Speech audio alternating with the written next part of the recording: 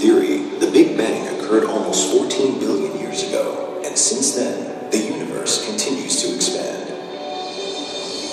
About 4.5 billion years ago, the solar system was created. Nebula, clouds of gas and dust, hovered around the sun. Tá ouvindo, Gabriel? Isso é importante para o teu colega. After a long process, one of these nebula became planet Earth. An enormous ball with a hard crust and volcanic lava interior. If we were approaching Earth 4 billion years ago, passing through its atmosphere and observing it from high above, we would have discovered this sight. The blazing substance inside the ball continued to bubble and to press on the thin crust while wrinkling it. The hills and valleys were formed.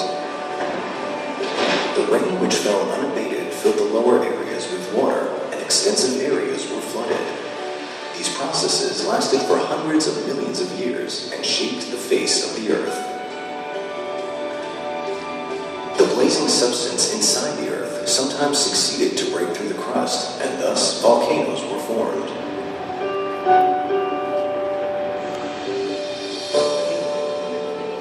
Let us focus on the area where we are today, because something unique happened here.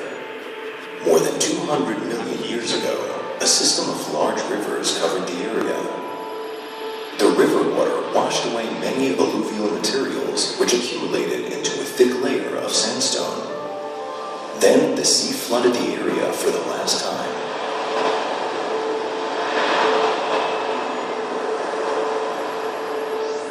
For millions of years, the remains of ancient marine life, whose skeletons contained chalk, sank to the bottom of the sea.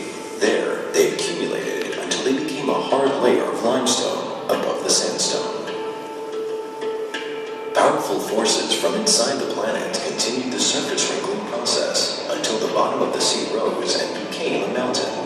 The last time the sea retreated from here, it left behind a large anticline with a crust of marine sedimentary rocks, hard limestone and dolomite, with a soft, crusty sandstone interior.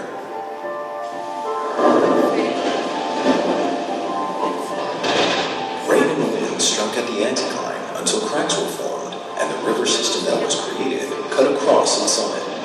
A basin was formed, rimmed with hard limestone and soft sandstone inside. The formation of the Aravana Rift within the framework of the activity of the Great Rift Valley caused the basin to tilt sideways. The rain which fell created a river that flowed into the direction of the tilt. The river swept the soft sandstone at the bottom of the anticline out of the basin. Slowly, the basin was emptied of sandstone. The walls collapsed inwards, expanding the basin and creating cliffs at its edges.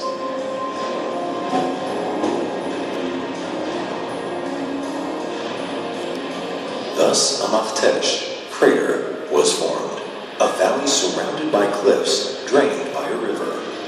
Makhteshim of this kind, just like Makhtesh alone, may be found only in the Negev and in the Sinai desert.